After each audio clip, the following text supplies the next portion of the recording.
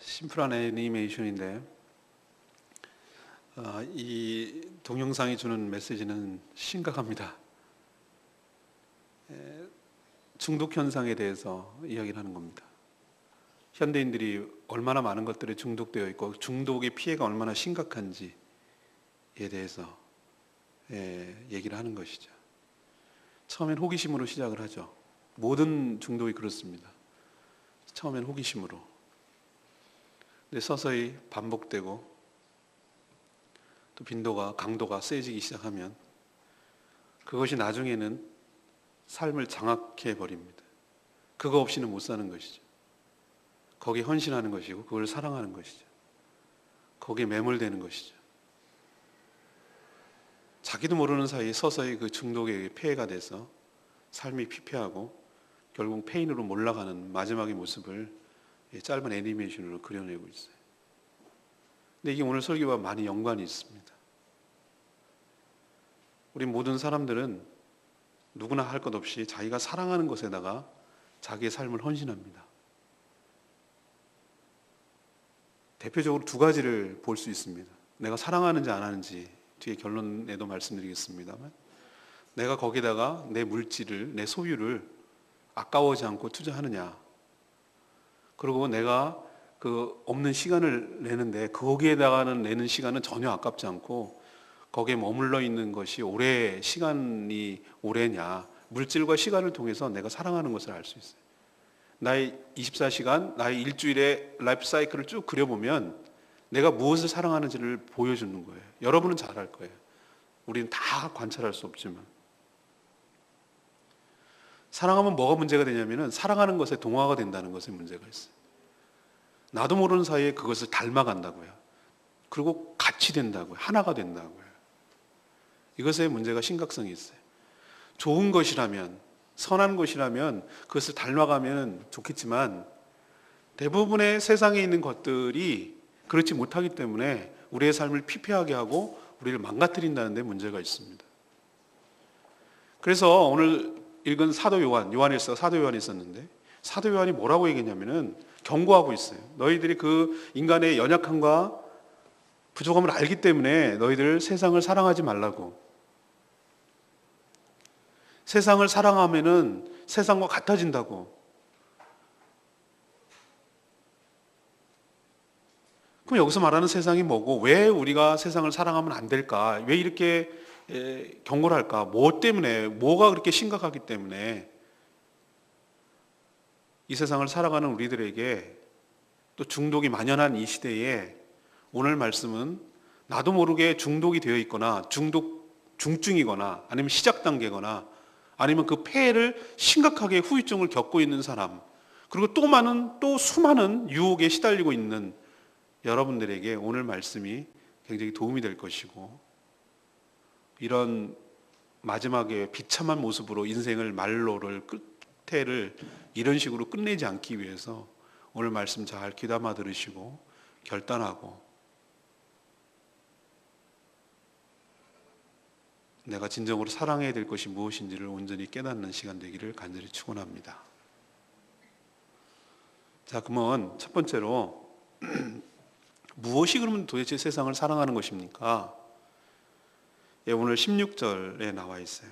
오늘 여러분과 함께 읽었던 요한일서 2장 16절을 보면은 이는 세상에 있는 모든 것이 세상에 있는 모든 것이라고 그랬습니다.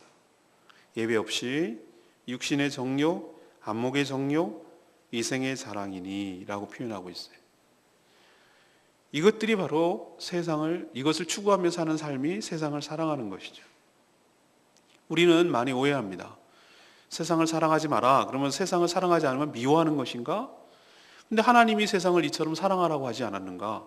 그럼 그 세상은 그 세상과 어떻게 다른가? 이런 오해가 생길 수 있어요. 그래서 마치 세상을 사랑하지 않는 것이 속세를 떠나서 머리 깎고 중이 되는 것처럼 완전히 세속과 분리되어 가지고, 미국에 보면 펜실베니아 제가 가봤거든요. 아미시라는 종족이 있어요. 아미시 종족은요, 그 사람들은 제 세례파 같긴 한데 모든 문물을 거부해요. 요즘 컴퓨터가 있고 우주선이 날아다니고 핸드폰을 쓰고 있는 시대에 그 사람들은 뭐 하고 다니는 줄 아십니까? 지금도 마차를 타고 다녀요. 등불을 켜고 모든 문물을 거부해요. 왜 그럽니까? 세속화된다는 걸. 이런 극단적인 삶까지 나올 수가 있어요. 그러나 여기서 사도 요한이 말하는 이 세상을 사랑하지 말라는 것은 세상 자체의 삶을 모든 것들을 거부하라 라는 뜻이 아니라 세상의 가치관, 다시 말해서 세상 사람들이 추구하는 삶의 방식, 세상 사람들이 귀하고 여기고 가치 있다고 여기는, 소중하다고 여기는 그 가치관을 추종하며 살지 말라는 뜻이에요. 세상을 거부하고 속세를 거부하고 완전히 따로 분리돼서 살라는 뜻이 아니에요. 우리 분리돼서 살 수도 없어요. 그 대표적인 세상이 추구하는 가치관이 세 가지가 오늘 나오잖아요. 첫 번째가 육신의 정욕입니다. 육신의 정욕은 뭡니까? 철저하게 내 몸의 쾌락을 채우려는 욕망. 이것이 세상 사람들이 추구하는 가치관이에요. 내 몸의 쾌락을 위해서 사람들이 뭐 합니까? 아니라고 말하지만 뭐가 아니에요? 아니기는 담배 피우면 즐겁고 기쁘고 마음이 편안한 것 같고 뭐 그러니까 담배를 피는 것 아니겠어요? 술을 왜 마십니까? 술 먹으면 기분 해롱해롱하고 기분 좋고 막 간이 이만큼 부은 것 같고 담대해지는 것 같고 뭔가 괴롭고 힘든 일을 잊어버릴 것만 같고 그러니까 술을 찾고 또 술을 탐닉하는 건 아니겠습니까? 왜 먹는 거를 그렇게 탐합니까? 왜 맛있는 거는 그렇게 먼 거리도 찾아가고 그렇게 왜 요즘 요리 프로와 셰프가 인기가 많습니까? 예, 내 몸을 즐겁게 하라는 거예요. 그리고 요즘 얼마나 많은 그 인터넷이나 여러 곳에 성중독 현상이 많이 나타납니까? 뿌리를 뽑을래야 뽑을 수 없을 정도로 이 나타나는 현상이 다 근거가 뭡니까? 육신의 정욕을 추구하면서 살라는 거예요. 이게 세상의 가치관이에요. 이런 것을 사랑하지 말라는 거예요. 어쩜 지독스럽게도 내 몸이 우상이 되어서 나는 그 얼짱 몸짱 되는 것도 난 그런 것 같아요. 예. 육신의 그 쾌락, 즐거움을 추구하며 살아가는 것이죠. 내 몸이 짜릿하고 내 몸이 즐거우면 좋은 거예요. 이게 바로 육신의 정욕입니다. 이것을 추구하게 될 때 바로 세상을 사랑하게 된다는 것이죠.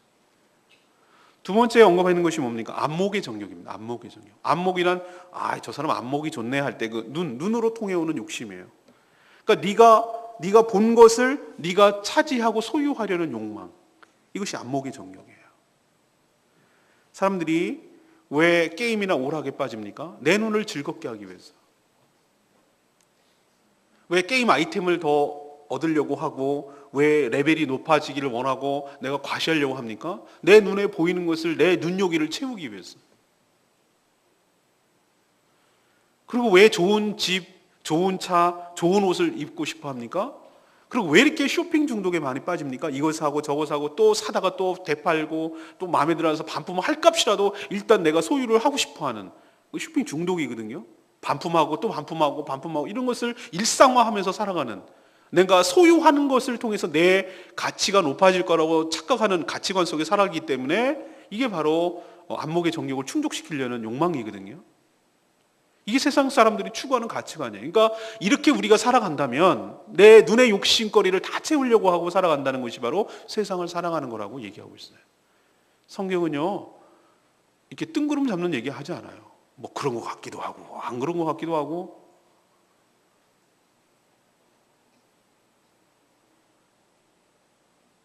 동양사상처럼 이렇게 읽어보면 뭔가 있을 것 같기도 하고 뭔가 아닌 것 같고 이런 모호하지 않아요. 굉장히 심플하기도 하고 굉장히 리얼하고요. 굉장히 구체적이에요. 아주 그 뭐랄까 아니라고 눈동자를 돌릴 수 없을 만큼 정확하게 핀셋처럼 메스처럼 딱 집어내요. 그래서 전 좋다고 생각해요. 그럼 세 번째 가치관은 뭐냐? 이생의 자랑이에요. 이생의 자랑은 뭐냐? 내가 가진 모든 것들을 과시하려는 허영심을 말하는 거예요. 이게 이생의 자랑이에요. 아니라고 말하지만 우리는 외모지상주의로 나가는 이유가 뭐겠어요? 그건 자랑하기 위해서 남한테 이렇게 드러내고 막 인정받고 싶고 그래야 우리가 우리의 가치는 그것으로 결정되는 게 아닌데 내가 가진 외모, 내가 가진 요즘 말하면 스펙, 재산, 학벌, 남보다 내가 우월한 무엇 그거 늘 비교하면서 그렇게 살아가려는 그것을 추구하며 절대치는 없어요. 그런 사람들의 특징을 가보면 절대치는 없어요. 남보다 조금 더 나으면 되는 거예요. 그래서 남과 비교함을 통해서 내가 만족감을 얻고 내 가치를 찾으려고 살아가는 삶의 태도, 이것이 바로 이생의 자랑인 것이죠. 이런 세 가지, 육신의 정욕, 안목의 정욕, 이생의 자랑을 추구하며 살아가는 삶의 태도, 이것을 사도 요한이 뭐라고 하냐면 세상을 사랑하는 것이다. 그럼 성도는 세상을 이런 삶을, 이런 가치관, 이런 삶에 추구하는 삶의 태도를 버리고 거부하고 이거에 반대돼서 역행해서 이것을 따르지 않고 거부하고 살아가는 삶의 태도를 세상을 사랑하지 않는 것이다, 이렇게 말하는 것이에요. 결론적으로 말하면 세상의 가치관은 저는 한마디로 이렇게 얘기했어요.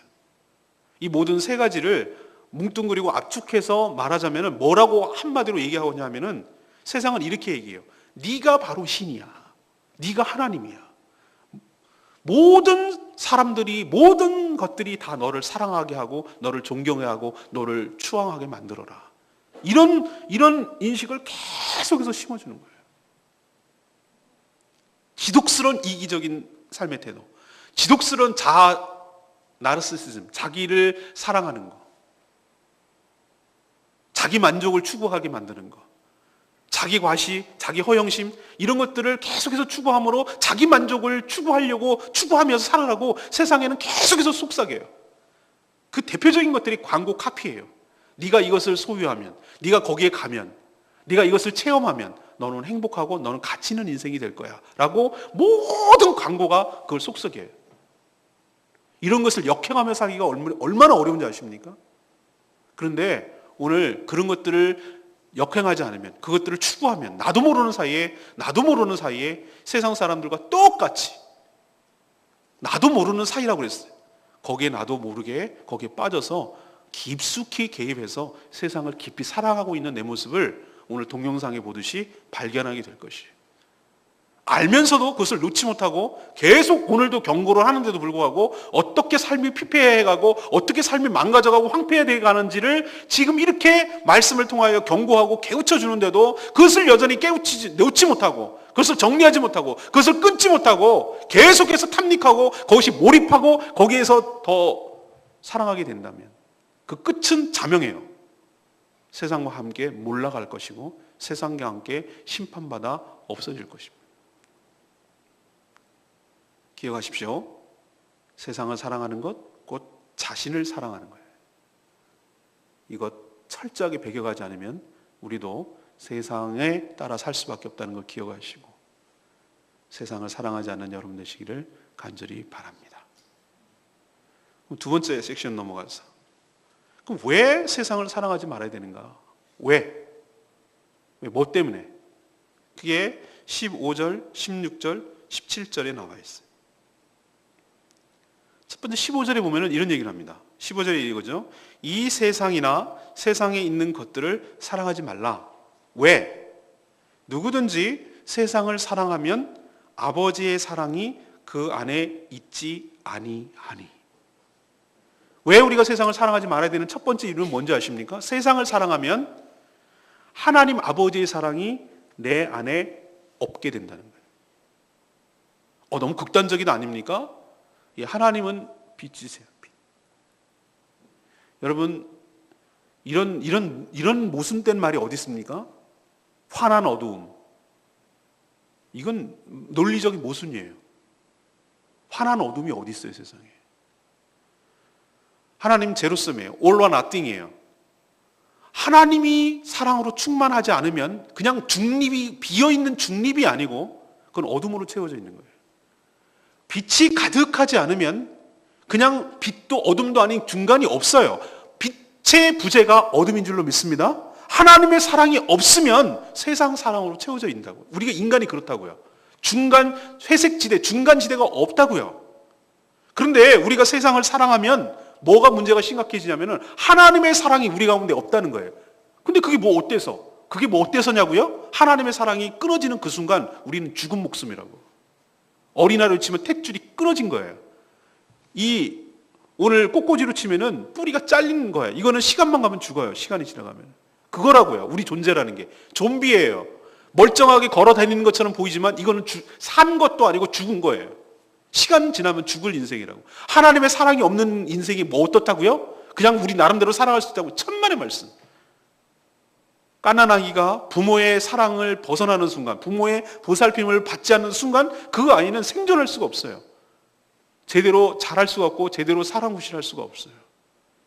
여러분, 하나님의 사랑 없이도 살 수 있다고요? 그냥 이건 없어도 되고 있어도 되는 문제가 아니라 우리 인간의 존재라는 것이 하나님의 사랑을 먹고 하나님의 사랑을 입고 자라게 돼 있어요. 그러지 않으면 생존할 수가 없어요.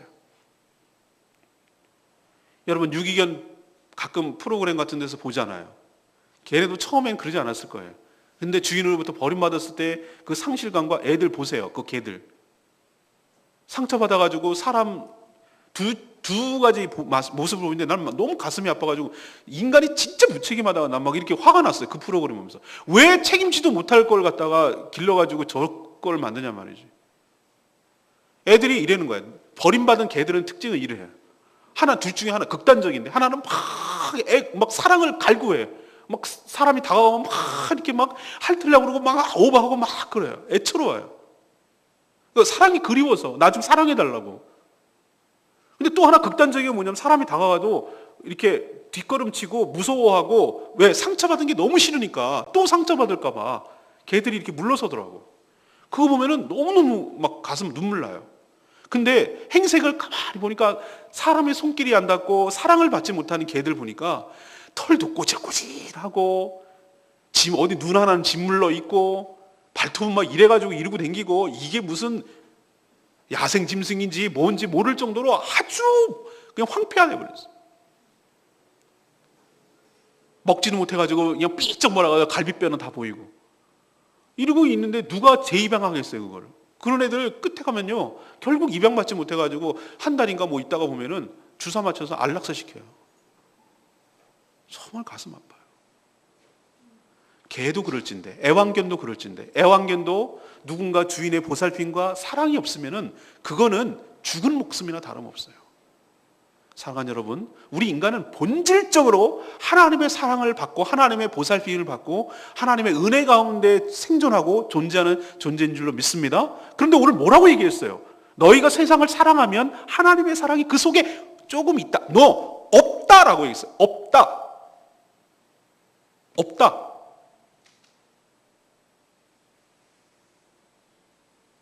하나님의 은혜가 중단된다는 뜻은 곧 죽음을 의미해요. 심각한 얘기예요. 그래서 세상을 사랑하지 말라는 거예요. 두 번째, 16절 보세요. 세상에 있는 모든 것이 세 가지 종류인데 이건 다 모두 전부 다 아버지께로 온 것이 아니고 세상으로부터 온 것이라. 그 출처와 근거가 하나님으로부터 온 것이 아니래요. 하나님은 빛이시고 하나님은 사랑이시고 하나님은 은혜이신 줄로 믿습니다. 선한 것들이 그분을 통해서 오는 거예요. 근데 그분을 통해서 오지 않은 것들은 참 뭡니까? 다 세상에 공중 권세 잡은 악한 사단 마귀로부터 온 것이. 사단 마귀로 온 것 특징은 뭡니까? 거짓말, 속임수, 남을 억압하는 거, 남을 누르는 거, 남을 이용하는 거. 사단의 특징이 그렇잖아요. 사람을 속여서 죄 가운데 빠지게 하고 죄를 짓게 함으로 자기가 끌고 다니다가 철저하게 이용해 먹고 버리는, 그것이 사단의 특징 아니겠어요? 그렇다면 이 모든 것들은 출처가 선하시고 복의 근원 되시는 하나님으로부터 온 것이 아니라면, 이 모든 것들은 예외 없이 이거는 분명히 선한 것이 아니라 악한 것에서 내려온 것이, 하나님에게서 나온 것이 아니란 얘기는 이건 하나님의 선한 좋은 것이로부터 온 것이 아니기 때문에 이거 분명히 세상의 악한 사단 마귀 권세로부터 온 것일 가능성이 커요. 그리고 그거예요. 그렇기 때문에 너희들이 이 세상의 것들을, 이것을 사랑하게 된다면 하나님으로부터 온 것이 아니라 사단과 마귀에게서 온 것을 사랑하는 꼴이 돼버린다는 거예요. 그런 가치관과 그 추종하는 게 되는 것이고, 사단과 마귀에 이용당하는 것일 수도 있고 거기에 동조하는 것일 수도 있고 사단 마귀의 세력에 거기에 협력하는 것일 수도 있고 그렇다는 얘기가 된다는 거예요. 그 얘기는 곧 하나님과 대척점에 쓴다는 얘기예요. 하나님과 원수가 된다는 얘기예요. 하나님과 서로 대적하는 관계가 된다는 얘기예요. 하나님의 것으로부터 추구하는 것이 아니니까. 그래서 세상의 것을 사랑하지 말라고 얘기하는 거예요. 17절 말씀. 이 세상도 그 정욕도 지나가되 오직 하나님의 뜻을 행하는 자는 영원히 거하느니라. 왜 우리가 세상을 사랑하지 말아야 되는가? 세상의 것들, 또 그 안에서 추구하려는 여러 가지 욕망들, 이것도 다 지나간다는 거예요. 지나간다는 얘기는 다 사그라지고 다 불태워지고 다 심판받고 그래서 그것이 없어질 것이지만, 영원하지 않을 것이지만 하나님의 뜻을 행하는 자는 영원히 거하느니라. 하나님의 뜻이 뭡니까? 이 세상을 사랑하지 않는 것, 이게 하나님의 뜻이에요. 그게 영원히 남는다는 거예요. 우리 인생이 70, 80 죽으면 끝 아니에요. 이거는 인턴 기간이라고 제가 어제 말씀드렸어요. 짧아요. 영원한 세계가 믿든 안 믿든 우리에게 영원한 세계가 지금 준비되어 있어요. 안 믿으면 지옥에서 영원히 사는 것이고 믿으면 천국에서 영원히 사는 거예요. 70, 80 이거는 게임도 안 돼요. 이런 시간과 비교도 안 될 영생이 우리에게 펼쳐져 있어요. 하늘에서 통하는 가치관, 하늘에서도 먹히는 가치관, 그건 뭐냐? 세상의 것들을 추구하지 않고 이 모든 것들이 썩 없어지고 불태워지고 다 없어질 것을 추구하지 않고 천국에서도 통하는 것, 천국에서도 먹히는 것, 천국에서도 가치 있는 것, 그것을 추구하며 살 때 그것이 영원히 남는다는 거예요. 근데 세상을 사랑하면 사그라지고 없어질 것들인데, 근데 이 세상을 사랑하지 않으면 영원한 천국에서도 계속 통용될 것인데 너희들은 뭘 추구하며 살겠느냐고 묻는 거예요 지금.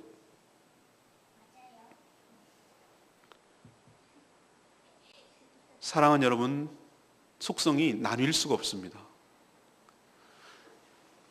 이런 말을 하는 사람들은 바람둥이입니다. 나는 모든 여자를 사랑해. 어머, 뭐 휴머니스트인가? 이런 사람들은요, 나는 모든 여자들을 사랑해 라고 말하는 이퀄은 나는 모든 여자들을 진정으로 사랑하지는 않아 라는 얘기예요. 사랑은 희한하게도 독점권을 가져요. 배타성이 있어요. 내가 이것을 사랑하기로 하면 이것 아닌 것을 사랑하지 않는 거예요. 내가 저 여자를 아내로 삼고 내가 저 여자를 사랑하기로 했으면 저 여자가 아닌 다른 여자는 사랑하지 않기로 결정하는 거예요. 사랑은 그런 속성이 있어요. 그래서 예수님은 아주 정확하게 묘사해냈어요. 너희들이 두 주인을 섬길 수가 없어. 인간은 그렇게 되어 있어. 그게 사랑의 속성이야. 네가 하나님을 섬기든지 하나님과 대척점에 서 있는 세상의 것들이지만 예수님은 그것을 세상의 가장 큰 것들이 돈이라고 그랬어요. 돈이 만모니즘이 굉장한 힘을 발휘하거든요. 이 돈을 사랑하는 게. 이 돈이라는 것은 사도 요한이 말하는 세상이라고 이퀄 관계에 있어요. 예수님은 돈이라고 표현한 것이고 가장 세상에서 놀라운 가치관을 발휘하는 것이 돈이니까 네가 하나님을 사랑하면 돈을 사랑하게 돼 있고 돈을 사랑하면 하나님을 사랑하지 않게 돼 있고 하나님을 진정으로 사랑하면 돈을 사랑하지 않게 돼 있어. 나는 돈도 사랑해 그리고 하나님도 사랑해 라고 말하는 것은 거짓말이라는 거예요. 성립할 수가 없다고. 동시에 내가 이것을 사랑할 수가 없다고요. 네가 하나님을 사랑하지 않는다는 얘기는 세상을 사랑한다는 얘기는 나는 하나님을 사랑하지 않는다는 뜻이고 그렇게 될 때 나는 하나님과의 단절이에요. 내가 세상 속에 속해 있기 때문에. 사랑하는 여러분, 나는 하나님도 사랑해요. 근데 세상에 사는 것도 추구하고 싶어요. 라고 말하는 것 불가능한 일입니다. 불가능한 일이라고요. 사랑은 선택과 헌신하게 만드는 속성이 있어요. 내가 세상을 사랑하는 순간 하나님의 은혜가 중단되기 때문에 오늘 사도 요한은 뭐라고 얘기했냐면은 세상을 사랑하지 말라고 얘기하는 거예요. 사랑하는 여러분, 뭘 여러분 추구하며 살겠습니까? 하나님의 은혜 없이 살 수 있겠어요? 하나님의 사랑 없이 살 수 있겠어요? 어리석게도 세상이 나에게 뭔가 짜릿한 거 뭐 하나 줄 것처럼 부르지만 그건 순간 아주 찰나적인 짧은 말초적인 그런 쾌락에 불과한 것이고 은근하고 지속적이고 생명을 주는, 생명을 솟아나게 하는 하나님의 은혜와 사랑만이 우리를 살 수 있게 한다는 거 기억하시고, 세상을 사랑하는 순간 그 은혜가 중단되는 거 기억하고, 세상을 사랑하지 않는 여러분 되시기를 간절히 바랍니다. 그럼 마지막 세 번째 섹션, 12절에서 14절까지 말씀이에요. 어떻게 하면 세상을 사랑하지 않을 수가 있습니까? 어떻게 하면? 12절에서 14절까지 보면은 사도 요한이 성도들에게 다양한 호칭을 부르는 것을 볼 수 있어요. 자녀들아, 아비들아, 청년들아, 아이들아, 뭐 이런 말을 쓰고 있어요. 아, 이것은 성도들의 연령대에서 쓴 것인가? 아니에요. 연령대 때문에 쓴 것이 아니에요. 그럼 연령대에 해당되는 것만 여기가 해당되는가? 그 뜻이 아니에요. 이 모든 내용을 포괄적으로 볼 때 이것은 모든 성도들에게 다 해당되는 얘기예요. 그리고 우리는 어떤 면에서 아이고, 어떤 면에서 청년이고, 어떤 면에서는 아비일 수도 있어요. 우리 존재가 어떤 면에서는 어린아이 같고, 어떤 면에서는 청년 같고, 어떤 면에서는 아비이고, 이기 때문에 이것은 사도 요한이, 이제 늙은 노 사도 요한이 사랑하는 성도들을 향해서 사랑의 호칭으로 이렇게 부르는 거예요. 이 호칭이 뭐겠습니까? 호칭에는 어떤 개념이 들어있습니까? 너의 정체성이 들어있어요. 네가 누구인지를 보여주는 거예요.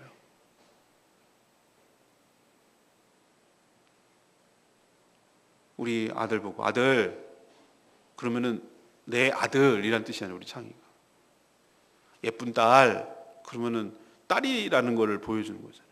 예쁜 딸 요즘 뭐 먹고 살아? 밥은 먹고 다니니? 어저께 내가 카톡을 보냈어. 카톡. 이빨이 많이 아프다며 내가 전화 연락해놨으니까 꼭 치과 가서 치료 받아와 딸 이렇게 얘기하는 거예요.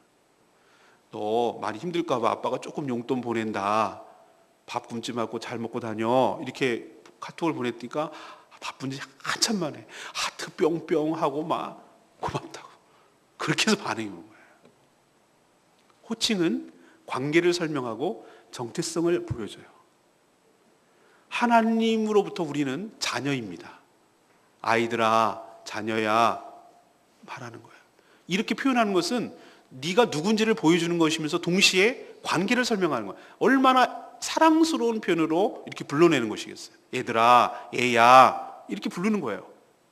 사도 요한이 우리를 향해서 하나님과 너의 관계가 어떤지를 이 호칭을 통해서 보여주는 것이에요. 근데 네가 누군지를 알 때 우리가 세상을 사랑하지 않을 수 있는데 첫 번째 12절에 그런 얘기를 해요. 자녀들아, 내가 이 편지를 이렇게 쓰는 이유를 알겠니? 너희 죄가 그의 이름으로 말미암아 사함을 받았기 때문이야. 이거 알려주려고 쓴 거야. 제가 논리적 순서를 뒤에서부터 지금 역으로 올라왔습니다만 이건 지금 앞에 있는 문제잖아요. 근데 이게 왜 중요하냐면은 니네가 누구이고 니네가 어떤 상태이고 너가 누구인지를 알아야 세상을 사랑하지 않을 수 있기 때문에. 네가 어떤 존재냐고? 주 예수 그리스도로부터 죄사함을 받아 새 사람이 된 존재야. 여러분, 우리가 전에는 죄 가운데서 살았어요. 죄 가운데 산다는 얘기는 사단에게 노예가 돼서 사단이 하라는 대로 아까 말한 대로 세상의 쾌락을 따라서 던져준 미끼에 따라서 낚시 보세요. 낚시 딱 하고 딱 물면은 그때부터는 네 몸이 네 게 아니야. 그때부터는 낚시꾼의 몫이란 말이에요. 일로 가, 일로 끌고 가고, 일로 와, 일로 오는 거고, 들려, 그럼 들리는 거고, 당겨, 그럼 당기는 거고, 회쳐, 그러면 회쳐 먹는 거예요. 이게 인간의 모습이라고요. 죄 가운데 우리가 딱 코를 끼면 사단이 끌려다니는 거예요. 저는 그렇게 살았다니까요. 너희들이 그렇게 선택의 여지 없이 죄밖에 짓지 않고 나는 싫은데요 라고 해도 선택의 여지가 없고 이 죄 지을래, 이 죄 지을래, 이 죄 지을래 이거밖에 선택의 여지가 없었어요. 사탄의 하수가 되어서 그렇게 살던 존재였는데 하나님과 원수되었던 존재였는데 하나님께서 그 원수되었을 때 자기 아들 예수 그리스도를 이 땅에 보내시고 십자가에서 그 죄값을 대신 치러내시고 그를 믿는 자마다 영생을 얻게 하시고 하나님의 자녀가 되시고 그 사단의 수하에서 그 사단의 권세에서 죄와 사망의 법칙에서 우리를 끄집어내어 주신 줄로 믿습니다. 너희들의 상태가 그렇다는 거예요. 너 주 예수 그리스도로부터 너희가 구원을 받아서 더 이상 죄와 사단의 법칙에서 그 수하에서 그 영향권에서 살아가지 않도록 내가 끄집어냈으니 구원받았으니 너희들이 세상을 사랑할 이유가 없다는 얘기예요. 그것 좀 정신 차리고 깨닫고 너희가 누군지 좀 제대로 알라는 뜻으로 사도 요한이 지금 얘기하는 거예요. 오늘 사도 요한이 계속해서 호칭을 얘기하는 것은 오늘 이 세 번째 얘기는 뭐냐면 정체성에 관한 얘기예요. 네가 누군지를 알아야 죄를 안 짓고 세상을 사랑할 수가 있어요.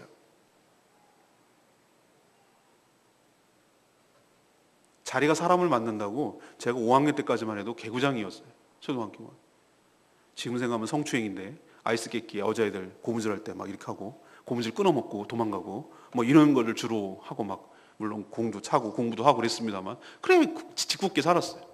근데 6학년 때 웬일인지 모르겠지만 담임선생님이 저를 보고 뭐 이렇게 성적순으로 하는지 어쨌든 반장을 시켜놨네. 반장이 되니까 여러 가지 불편한 게 한두 가지가 아니야. 뭐 모범적으로 해야지. 또 그때부터 우리 아버지가 목회한다는 거 다 알고 있어. 목사 아들이라는 거 다 알고 있어. 그러니 내가 하고 싶어도 이제 못하는 거예요. 본이 타의 보호범이 돼야 되잖아. 그거 못하겠더라고. 아, 그때 깨달았어요. 자리가 사람을 만드는 거구나. 내가 누구인지를 아는 것이 나의 삶을 규정한다는 뜻이에요. 지금 파리가 난리가 났는데 파리에서 이 감옥에서 탈출한 죄수가 있었어요. 그 사람이 여장하고 나온 거, 여장을 해갖고 몰래 이제 감옥에서 나온 거예요. 근데 경찰이 수배 내리고 쫙 깔렸어. 그런데 잡혔어. 왜 잡힌 줄 아세요? 멋있는 그 옷이 있는 그 쇼핑거리에 쫙 갔는데 어떤 여자가 본척만 척하고 그냥 쭉 가는 거예요. 경찰이 이상하게 생각한 거예요.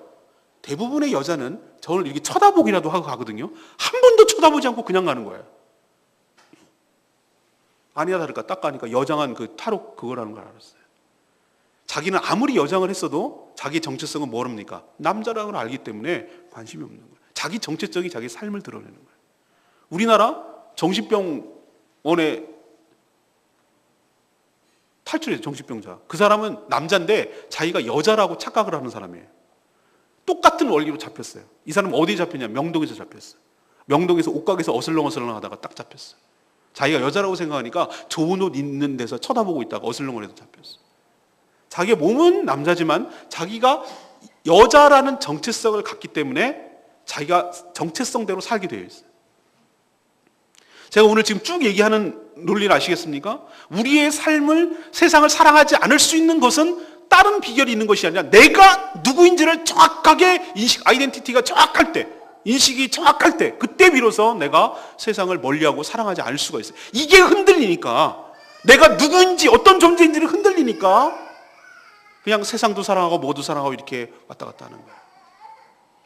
여러분 기억하십시오. 우리는 주 예수 그리스도로부터 구원함을 받아 새로운 피조물이 된 존재인 줄로 믿습니다. 더 이상 세상 속에 살아갈 이유가 없는 존재예요. 두 번째는 뭐냐면은 그런 얘기를 했어요. 아비들아, 13절입니다. 내가 너희에게 쓴 것은 너희가 태초부터 계신 이를 알았음이요. 14절에도 같은 표현을 쓰고 있어요. 우리가 왜 세상을 사랑하지 말아야 되는가? 우리는 이제부터 예수 그리스도를 믿음으로부터 태초부터 계시니, 태초부터 계시니가 누구겠습니까? 주 예수 그리스도인 줄 믿습니다. 예수님은 이 땅에 육신은 오실 때부터 존재하는 존재가 아니라 여호와 증인처럼, 아니요, 태초부터 천지 만물이 창조될 때 그분의 말씀으로, 그분이 말씀이었는데, 진리였는데 그 말씀으로 창조된 분인 줄로 믿습니다. 태초부터 계신 분을 우리가 알고 있다는 거예요.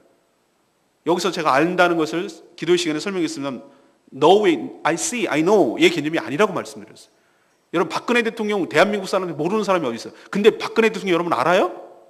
알지. 그렇게 아는 거 말고 여러분 개인전화 할 수 있어요? 개인적으로 찾아가면 만날 수 있어요? 그렇게 만나고 악수하고 같이 밥도 먹고 같이 자고 그럴 정도의 친밀함이 있어요? 그런 걸 안다고 그러는 거예요. 여기서 말하는 안다라는 개념은 그냥 알지, 내가 인포메이션 정도로 그런 거 알지 뭐 이런 개념이 아니에요. 여기서 안다는 개념은 개인적인 관계와 교제와 인격적인 관계가 있다는 뜻이에요. 주 예수 그리스도를 내가 매일매일 경험하고 주 예수 그리스도를 매일매일 기도를 통해서 만나고 말씀을 통해서 만나고 삶을 통해서 만나고 그분이 멀리 있는 분이 아니라 나의 삶과 굉장히 밀접하게 있고 그분이 나의 삶에 굉장히 가까이 호흡하고 있고 내 안에 계시고 멀리 있는 분이 아니라 나의 친밀하고 말씀으로 다가오시고 삶의 은혜를 순간순간 베풀어 주시고 나에게 지혜를 주시고 멀리 있는 그분이 아니라 그 나와 함께 거하고 동거하고 동행하시는 그 하나님을 너희가 알고 있기 때문에, 이미 알고 있기 때문에, 태초부터 계신 그분을 너희들이 알고 있기 때문에, 그래서 관계를 맺고 있기 때문에 너희들은 세상을 사랑한다는 것이 안 어울려. 그리고 세 번째는 뭐죠?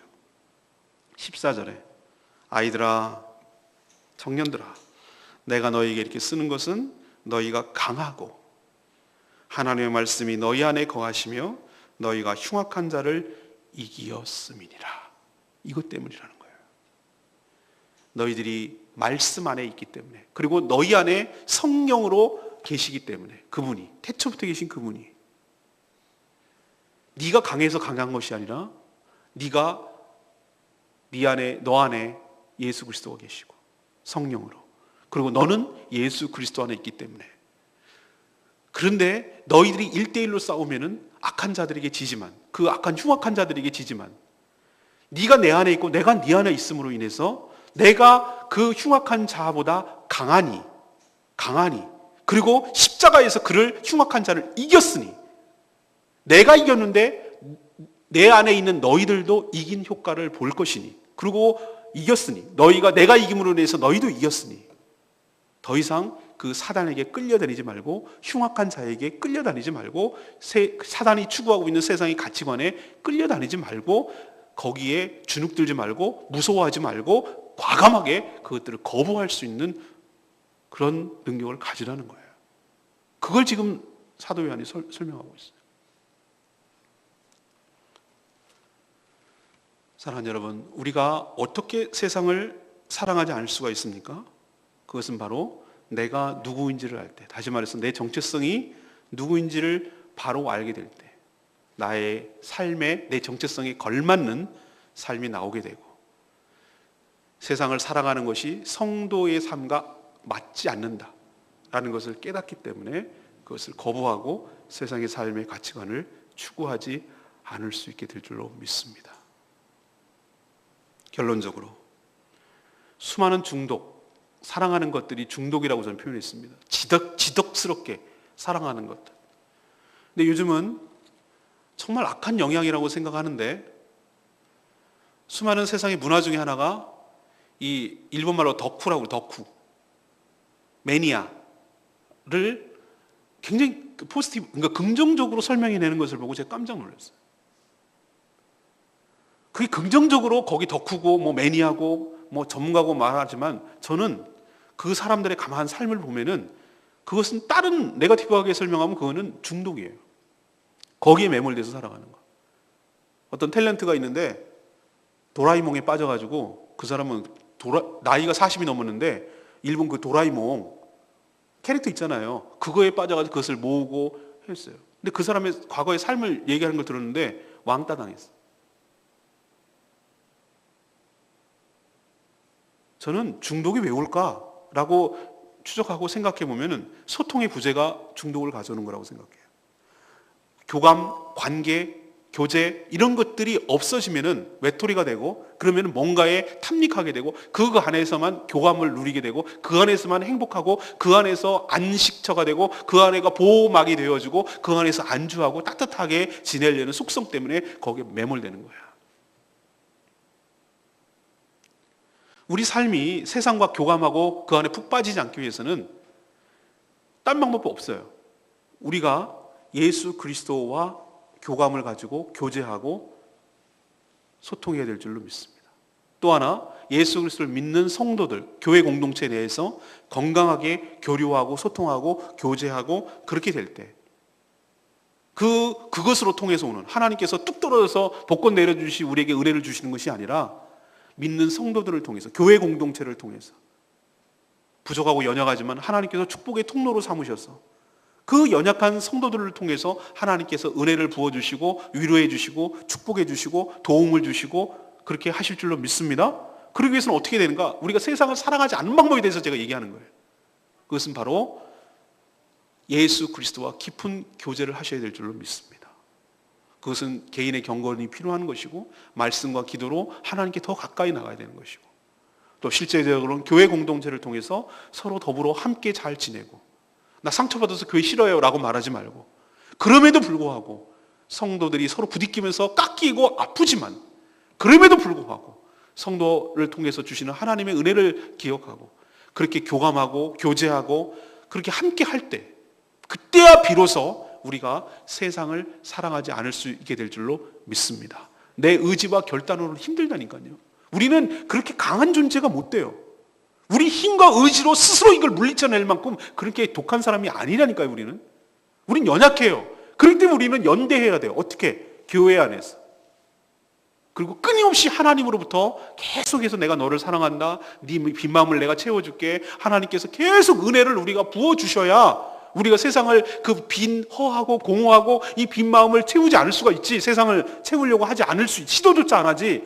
만약에 우리가 조금이라도 방심하고 하나님의 사랑이 중단되거나 하나님의 경건과 이런 것들이 소홀해지거나 내 빈마음이 빈틈이 있기만 하면은 사단은 그것을 빈틈을 노리고 그 빈마음을 세상의 것으로 채우라고 다양한 각도로 우리를 유혹하고 우리를 넘어뜨리게 할 거야. 오늘 말씀을 정리하면서 이렇게 여러분에게 도전하고 싶어요. 아까 서두에 말씀드렸죠. 여러분은 무엇을 사랑하며 사십니까? 다른 말로 할까요? 좀 더 심하게? 여러분 무엇에 중독되어 있습니까? 내가 날 이상하게 무슨 사람 취급하지 마시라고 제가 말씀드리죠. 쉽게 표현할까요? 여러분 어디에다가 돈을 아까워하지 않고 씁니까? 그리고 어디에다가 시간을 아까워하지 않고 냅니까? 그리고 내가 좋아 죽겠고 그것만 하면 벌려가지고 침 흘리고 볼 만큼 좋아하고 자주 찾고 그것만 하면 시간 가는지 모르는 게 뭡니까 여러분? 그게 여러분의 중독이라니까요. 중독이 술, 담배, 무슨 마약, 섹스 이런 것만 생각하지 마시라니까요. 우리의 중독은 굉장히 다양해요. 제가 몇 가지만 얘기를 했지만 세상의 것들이 포진해 있고 세상의 것들이 여러분을 유혹하는 것들이 얼마나 마력적으로 다가오고 매력적으로 다가오고 여러분을 끌어내는지 대단하다니까요. 여러분이 나는 괜찮아요. 난 중독 아니에요 라고 말하지 말라고요. 우린 둘 중에 하나거든요.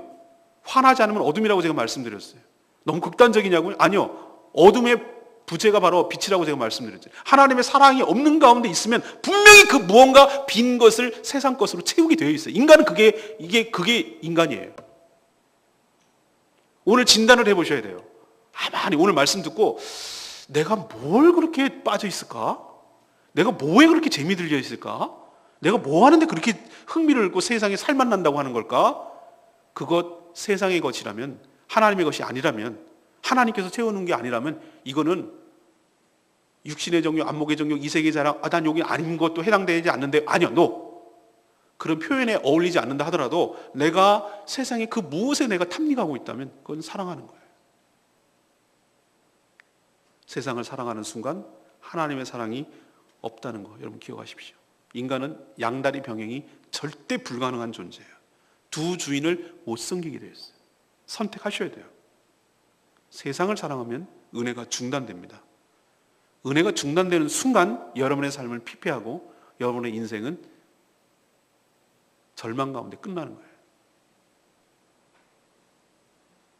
축구에서 최선의 수비는 공격이 있어요. 우리 편이 공을 갖고 있으면 그게 최고의 수비예요. 왜? 적이 공격 못하게 돼 있거든.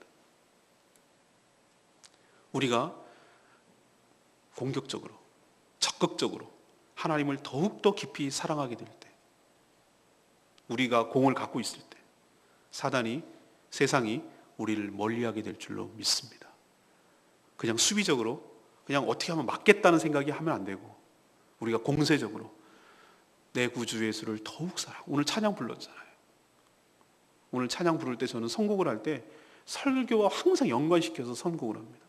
내 구주 예수를, 소프라노 조수미 씨가 그 노래 부르는데 신영옥 씨가 불렀나요? 부르는데 그 노래를 들었는데 내가 눈물이 주르륵 났어요. 내 구주 예수를 더욱 사랑, 더욱 사랑. 우리가 주님의 사랑을 받았기 때문에 그런 표현하고 고백하는 걸 수도 있지만 정말 내가 주님을 더욱 사랑하지 않으면 내가 세상을 사랑할 내 연약함을 내가 너무 잘 알기 때문에 최선의 수비는 공격인 줄 알기 때문에 내가 하나님을 더욱더 사랑하지 않고 더 적극적으로 내가 의지적으로 하지 않으면 나도 모르는 사이에 세상을 사랑하고 있는 내 모습을 나는 알기 때문에 내가 더욱 주님을 사랑하기를 원한다고 고백하는 들어보세요. 그 노래 들으면 너무 감동적이어서 그 성가곡이 너무 눈물이 쭉 날 정도예요. 내 주 되신 주를 더욱 사랑. 오늘 찬양 불렀잖아요. 주의 사랑을, 주의 선하심을 생각해보라. 이 찬양도 불렀잖아요.